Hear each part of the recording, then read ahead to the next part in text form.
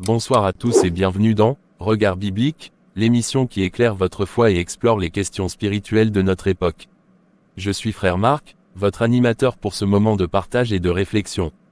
Aujourd'hui encore, nous abordons un sujet délicat mais pertinent qui dit, peut-on avoir une relation amoureuse en ligne, en tant que chrétien? Pour nous éclairer sur ce thème, j'ai le grand plaisir d'accueillir le frère Emmanuel, expert en matière de relations et de foi. Ensemble, nous allons explorer les aspects spirituels et pratiques de cette question cruciale. Bienvenue, frère Emmanuel, et merci d'être des nôtres ce soir. Bonsoir, frère Marc, c'est un honneur d'être ici ce soir pour partager avec vous et nos amis internautes sur ce sujet complexe, mais important, les relations en ligne des chrétiens. Bien, commençons par la première question. Frère Emmanuel, que dit la Bible sur les relations amoureuses des chrétiens en ligne? La Bible ne parle pas directement des relations amoureuses en ligne car ce concept n'existait pas à l'époque qu'on écrivait la Bible. Mais, il y a toujours un mais. Les principes bibliques sur l'amour, le respect, l'honnêteté, et la pureté du cœur s'appliquent également aux relations en ligne. Très bien. Est-ce que les avancées technologiques et l'émergence des plateformes de rencontres en ligne ont-elles influencé les relations interpersonnelles des chrétiens? Si oui, comment? C'est une très bonne question. Je dirais oui. Les avancées technologiques ont indéniablement transformé la manière dont les chrétiens interagissent et se connectent avec les autres, y compris dans le domaine des relations amoureuses dont on parle. Les plateformes de rencontres en ligne offrent plus de possibilités de rencontrer des personnes partageant la même foi. Par exemple, aujourd'hui, depuis un pays comme Haïti, je peux me connecter avec quelqu'un qui se trouve au Congo ou en Côte d'Ivoire. Mais aussi, il faut le dire, cela comporte des défis uniques qui nécessitent une réflexion approfondie. Effectivement, des défis, et ils peuvent être nombreux. Quels sont, selon vous, les principaux obstacles auxquels les chrétiens sont confrontés lorsqu'ils entrent dans des idylles en ligne, et comment peuvent-ils les surmonter tout en restant fidèles à leur marche avec Dieu en Jésus-Christ? Les principaux défis incluent la tentation de compromettre ses valeurs chrétiennes, la superficialité des interactions en ligne, et la difficulté de discerner la véritable intention de l'autre, ou même l'envoi des photos intimes sur les réseaux sociaux. Pour les surmonter, je dirais qu'il est essentiel de rester enraciné dans sa foi, de consulter la Bible pour des conseils sages, et d'être guidé par l'Esprit Saint dans ses choix. Par-dessus tout, il faut être très prudent. Des conseils précieux, frère Emmanuel. Avant la pause traditionnelle, pouvez-vous nous dire quels critères ou principes bibliques recommanderiez-vous aux chrétiens pour guider leurs interactions romantiques en ligne?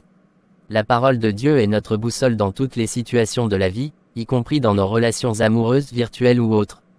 Des principes tels que l'amour, le respect mutuel, l'intégrité, la pureté et la recherche de la volonté de Dieu doivent guider nos interactions en ligne. Il est primordial de chercher un partenaire qui partage ces mêmes valeurs spirituelles pour construire une relation solide et équilibrée. Merci frère Emmanuel, je crois que les internautes sont édifiés. Le moment de la pause est arrivé. À tout de suite. À tout de suite.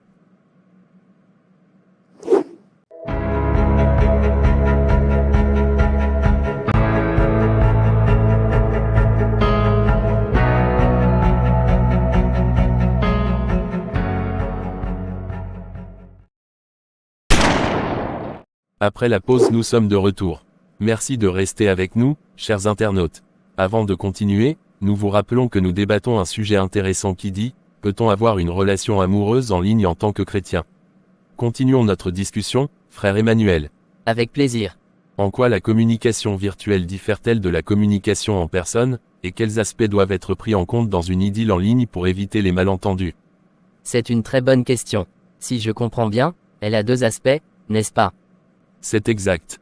Pour le premier aspect, je dirais que la communication en ligne peut parfois être plus difficile, car elle manque de certains éléments clés de la communication en personne, tels que les expressions faciales, les tonalités de voix et les gestes.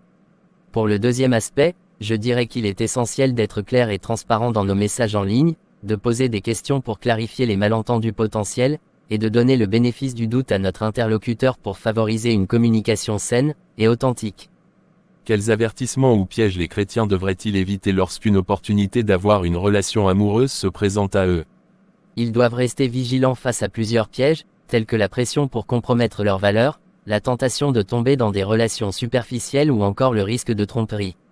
Ce qui reste fondamental, c'est de chercher à connaître la volonté de Dieu, de ne pas se précipiter, et d'essayer d'avoir des conseils auprès des gens spirituellement matures. Des paroles encourageantes pour nos internautes, frère Emmanuel. Une autre question. Comment les chrétiens peuvent-ils être des témoins de leur foi, tout en explorant des relations romantiques en ligne, et quel impact leurs actions en ligne peuvent-elles avoir sur leur témoignage chrétien? Nos actions en ligne sont un reflet de notre caractère et de nos valeurs chrétiennes. En cultivant des attitudes de respect, d'amour et d'intégrité dans nos interactions en ligne, nous pouvons témoigner de la vérité de l'Évangile et inspirer les autres par notre exemple. Il est important de rester authentique, transparent et ancré dans notre foi en ligne, car nos paroles et nos actions ont un impact significatif sur notre témoignage chrétien.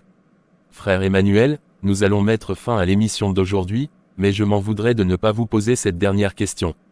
Allez-y. Préférez-vous une relation amoureuse en ligne ou en présentiel? Je préfère celle qui est dans le plan de Dieu pour moi. En tout cas, très intelligent de votre part, je ne m'y attendais pas. Votre dernier mot pour aujourd'hui. Je conseille à tous ceux qui m'écoutent, et qui me regardent de chercher la volonté de Dieu que ce soit pour une relation virtuelle ou autre, car nous ne pouvons jamais connaître ce qui est dans le cœur de l'homme, si le Seigneur ne nous le révèle pas. Et souvenez-vous aussi en tant qu'humains, nous avons cette tendance de regarder à l'apparence, mais Dieu lui-même ne regarde pas à l'apparence. Amen. Et pour finir, je remercie les internautes et l'équipe technique de l'émission. Merci à vous frère Emmanuel, merci à toute l'équipe, et un grand merci à tous nos internautes. À bientôt.